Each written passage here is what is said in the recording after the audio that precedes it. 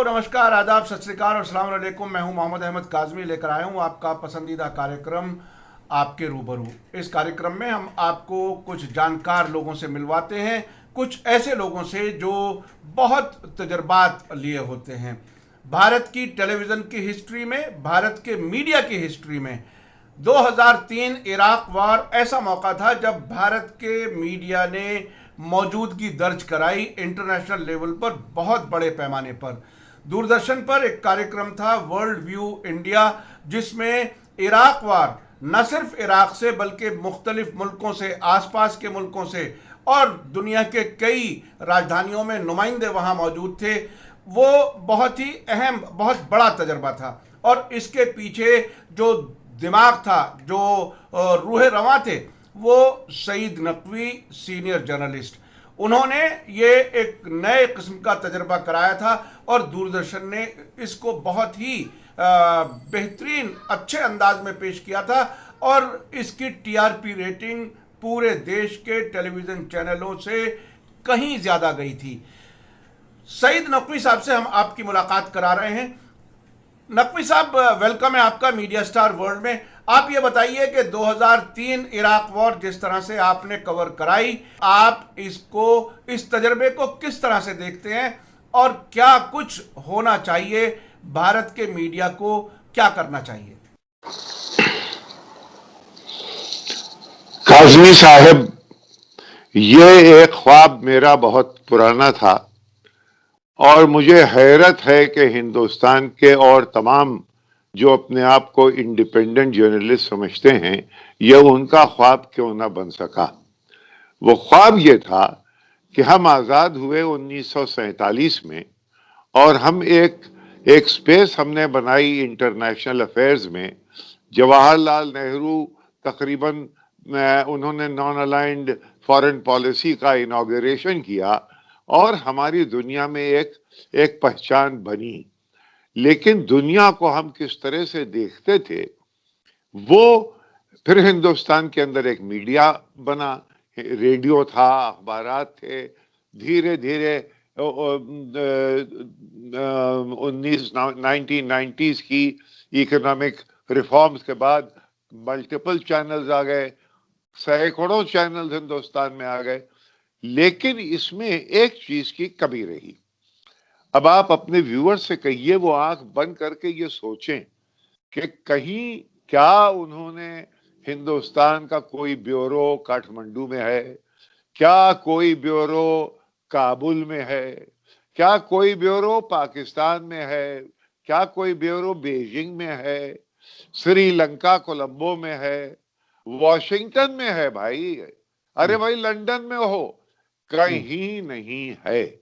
और यहाँ के लोग आप सेलिब्रेट करते हैं साहब कि देखिए एक और चैनल आ गया, उसका नाम है अल जजीरा। अरे भाई, अल जजीरा तो एक हुकूमत है, शेखडम है।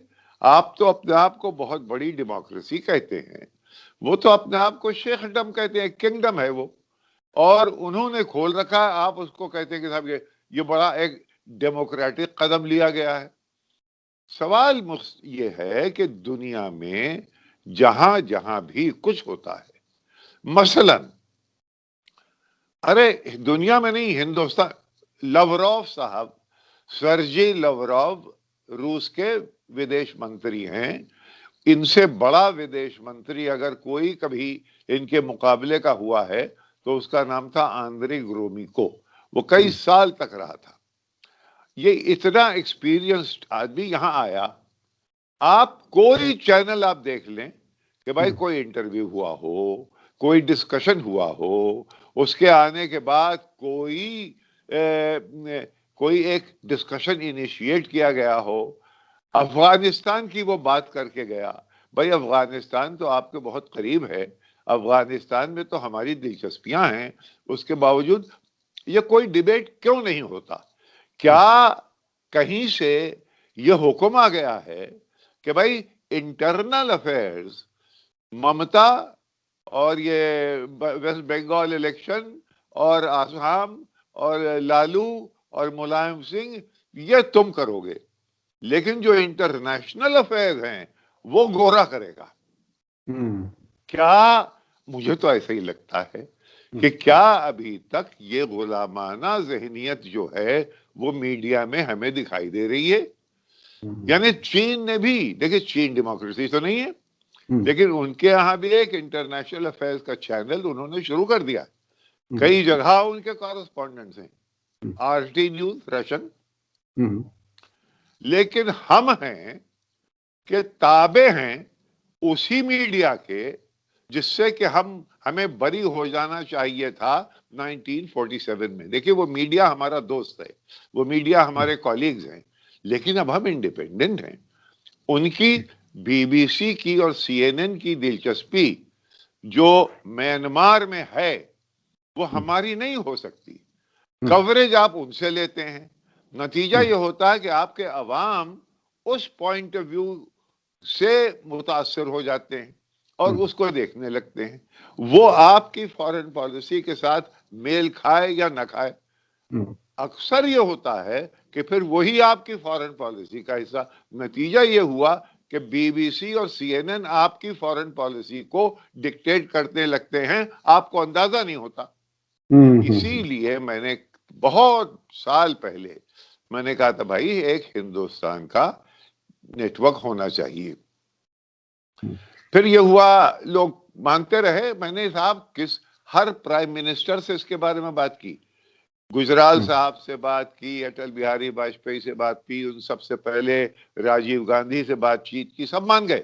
لیکن ان کے چاروں طرف کے جو بیوروکریٹس تھے وہ کوئی بھی قوت سرنڈر نہیں کرنا چاہتے تھے، لہذا یہ بات آگے بڑھی نہیں. لیکن جب ہم لگے رہے صاحب دیوانے، لیکن جب کھاڑی کی جنگ، یعنی جب آپریشن ڈیزرٹ سٹارم ہوا تھا 1991 میں، تب بھی میں گیا تھا کور کرنے کے لیے، لیکن کوئی بڑے پیمانے پہ کوریج. ایک اکیلے سعید نقوی صاحب ایک لو بینڈ کیمرہ، ایک کیمرامین لے کے چلے گئے تھے، اس کا بھی بڑا چرچا ہوا تھا. لیکن کیونکہ آپ کی نظر بھائی کھاڑی کی جنگ اور آپ کی کوئی نظر نہیں، آپ کا کوئی نظریہ نہیں ہے. حیرت ہوتی ہے. یہ تو غلامانہ ذہنیت کی انتہا ہے. ٹھیک ہے، تو اس کے خلاف میں نے جب یہ طے ہو گیا کہ اب امریکن آکوپیشن شروع ہونے والا ہے عراق کا، تو میں نے یہاں لوگوں کو فارن منسٹری میں گیا. یہ دوردرشن کے ڈائریکٹر جنرل تھے قریشی صاحب، SY قریشی، ان کے پاس گیا. انہوں نے مجھے سشما سوراج جو منتری تھی انفارمیشن اینڈ براڈ کاسٹنگ کی. اب لوگ کہیں کہ صاحب یہ تو آپ سرکاری لوگوں میں کیوں گھوم رہے ہیں، آپ تو انڈیپینڈنٹ میڈیا ہیں. ارے بھائی تم انڈیپینڈنٹ ہو، یہ کر کے دکھا دو. میں تو جس میڈیا کے پاس گیا کوئی راضی نہیں تھا پیسہ خرچ کرنے کے لیے فارن افیئرز میں. وہ کہتے تھا وہ BBC سے آ رہا ہے، وہ رائٹرز سے آ رہا ہے، وہ ہم NYT نیو یارک ٹائمز سے لے لیں گے. ارے بھائی ایک چیز، آپ ایک طرف تو آتم نربھر اور دوسری طرف بالکل غلامانہ، یہ بات سمجھ میں نہیں. ایک ہمارے دوست ہے راجن ابھیانکر، فارن سروس میں بڑا دبنگ افسر تھا.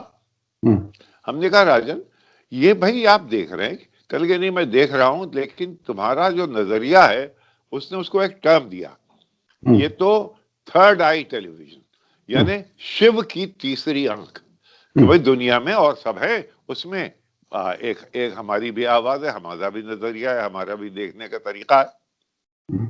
تو صاحب ان لوگوں نے سب نے مل کے مدد کی اور ایک کوریج تیار ہوئی. بہانہ ان دنوں میں فارن افیئرز نہ کرنے کا یہ ہوتا تھا کہ بھائی فارن افیئرز میں TRP ریٹنگز نہیں. بہانہ تھا.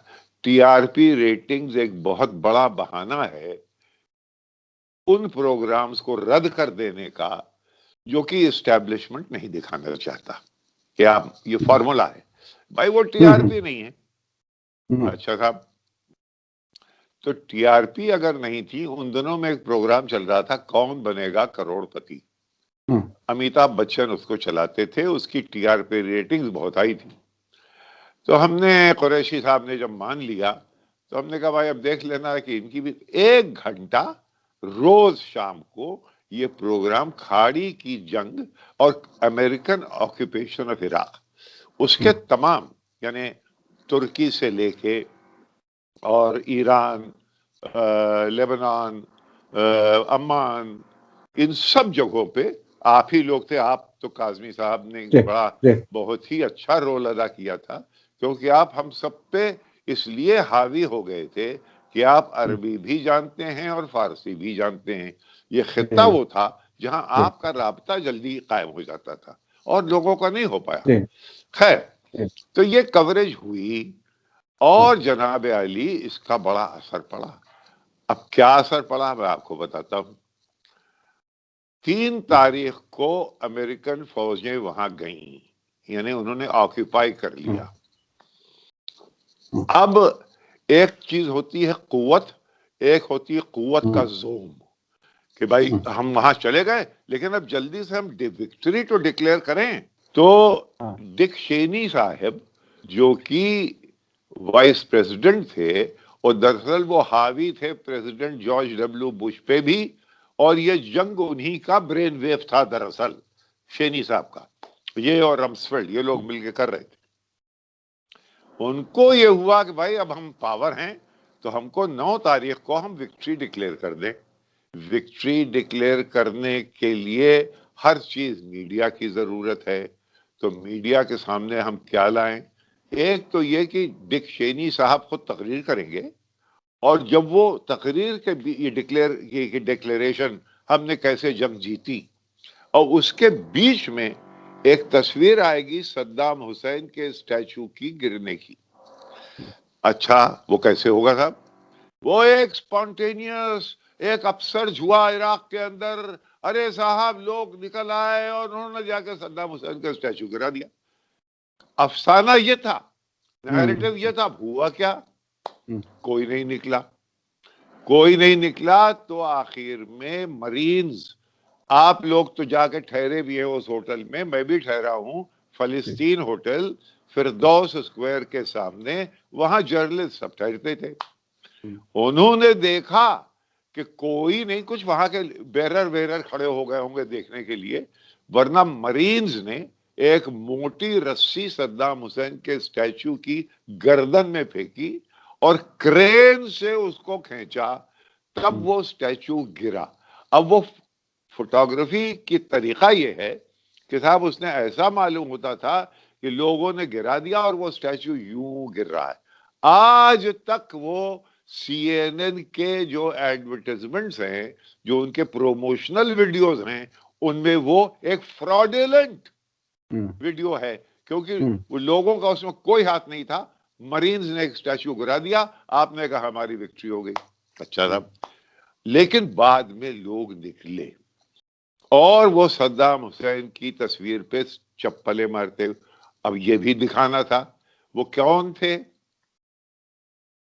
بغداد کے باہر ایک گھیٹو تھا جس کا کہ نام تھا، اس کو پہلے صدام سٹی کہتے تھے، جس میں ساؤتھ سے جتنے شیعہ پٹ پٹا کے آتے تھے وہ وہاں بس جاتے تھے. امریکہ نے کیا کیا کہ صاحب یہ صدام سٹی جو ہے اس کو صدر سٹی ہم بنا دیں گے. تو صدام سٹی صدر سٹی بنا دی گئی، اور مقتدی صدر جو کہ باقی بہت پاورفل ملیشیا کے ہیڈ تھے ان کو موبیلائز کیا گیا، بھائی کچھ لوگوں کو لاؤ.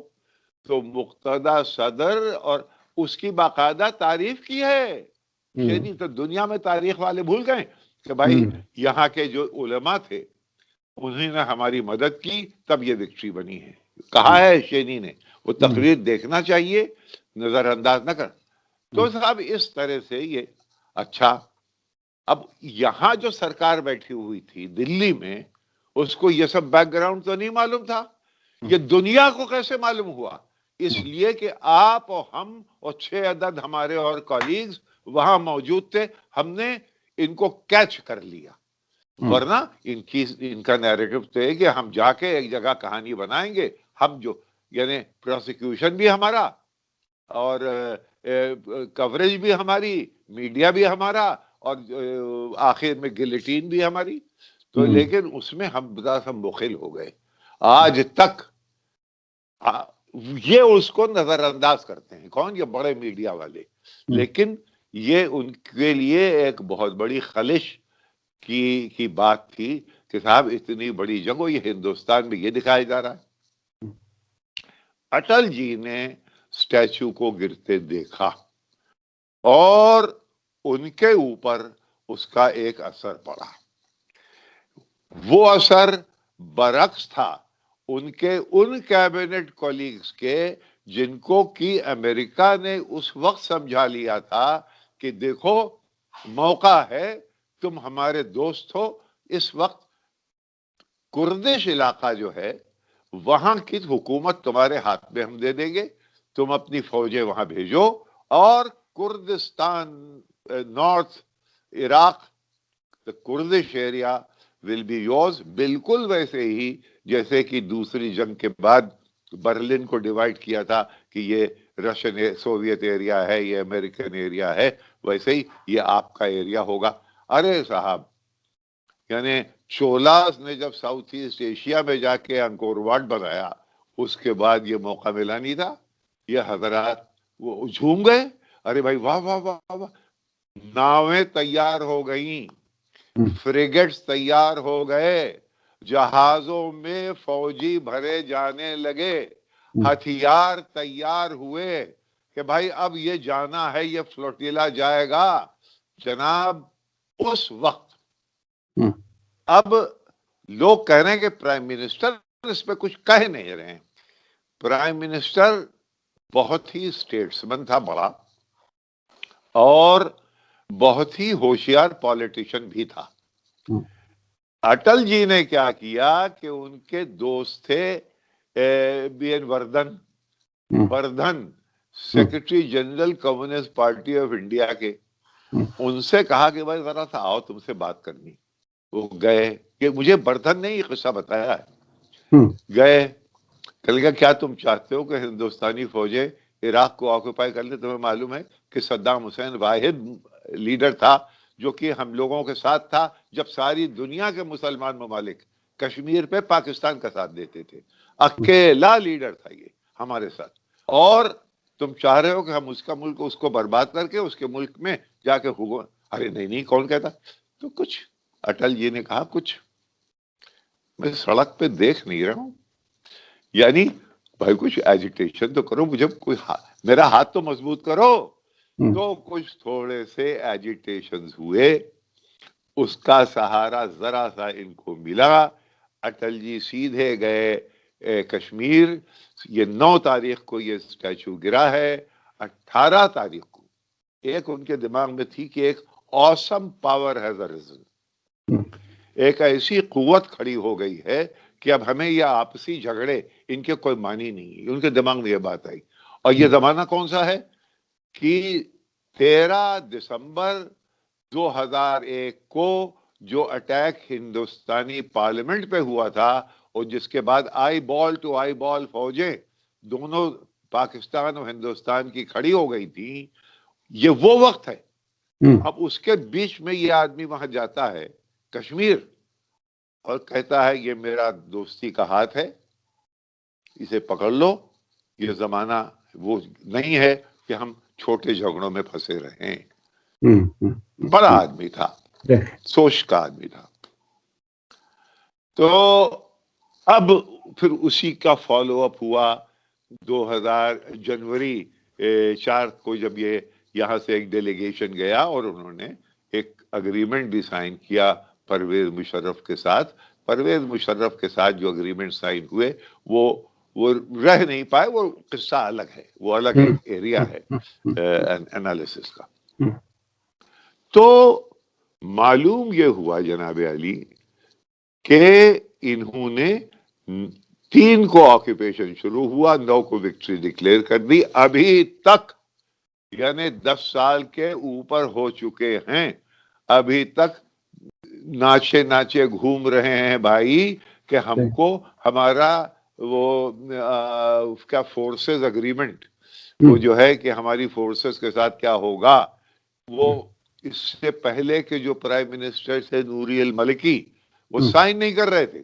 اور صاحب ان کے خلاف پورا یہ ISI کھڑا کیا گیا ان کے اوپر پریشر جو میں نے کئی جگہ لکھا ہے جی کہ جب ٹامس فریڈمن نے اوباما سے پوچھا کہ جیسے ہی یہ آئی ایس آئی کا لیڈر یہ ابو بکر البغدادی موصل میں اپنی مسجد میں اس نے تقریر کی، فوراً آپ نے بمباری کیوں نہیں شروع کر دی؟ تو اوباما کا جواب بہت دلچسپ ہے. اوباما نے کہا کہ اگر میں تب بمباری شروع کر دیتا تو جو پریشر بننے والا تھا آئی ایس آئی کا اس کے اوپر نور الملکی کے اوپر، وہ پرائم منسٹر اینٹی امریکن تھا اور شیعہ تھا اور ایران کے قریب تھا، تو وہ پریشر ہٹ جاتا. تو معلوم یہ ہوا کہ terrorism Baghdadi I S I certain circumstances میں ایسیٹ بھی ہو جایا کرتا ہے. یہ سوچنے کی بات ہے. جی جی.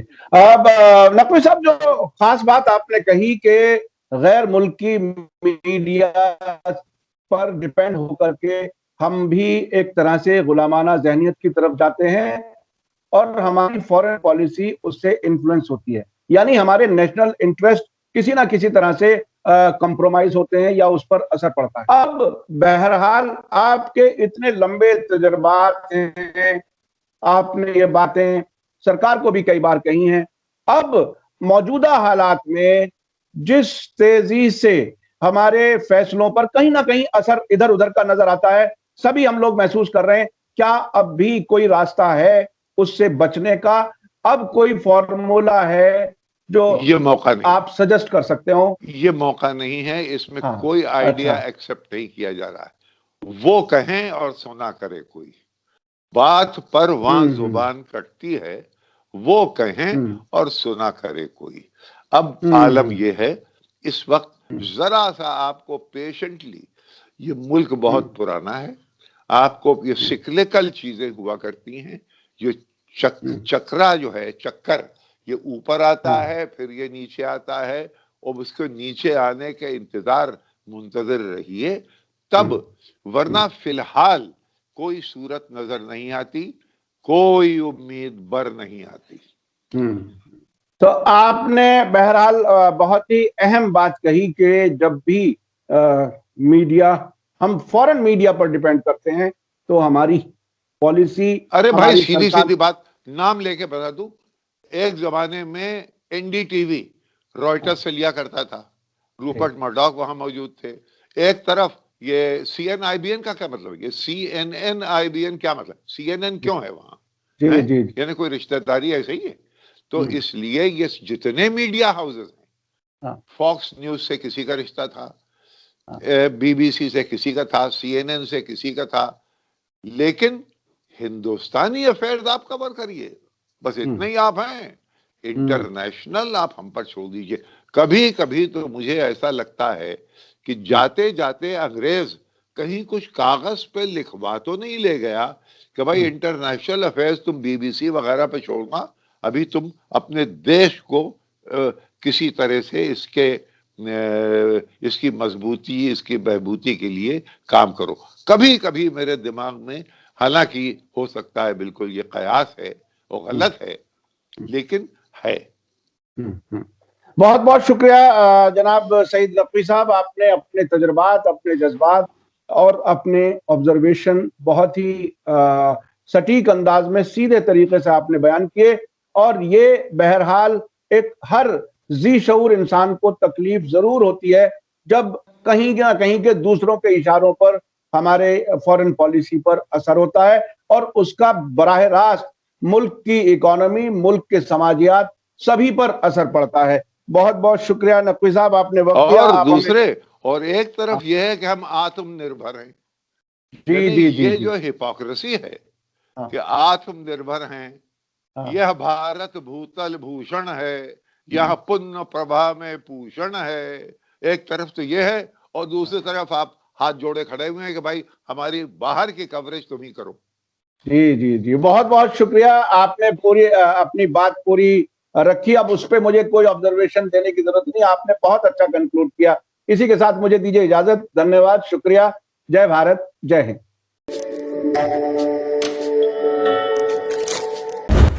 मीडिया स्टार वर्ल्ड के और वीडियो देखने के लिए हमारे चैनल को सब्सक्राइब करें और सीधे नोटिफिकेशन पाने के लिए बेल आइकन दबाएं।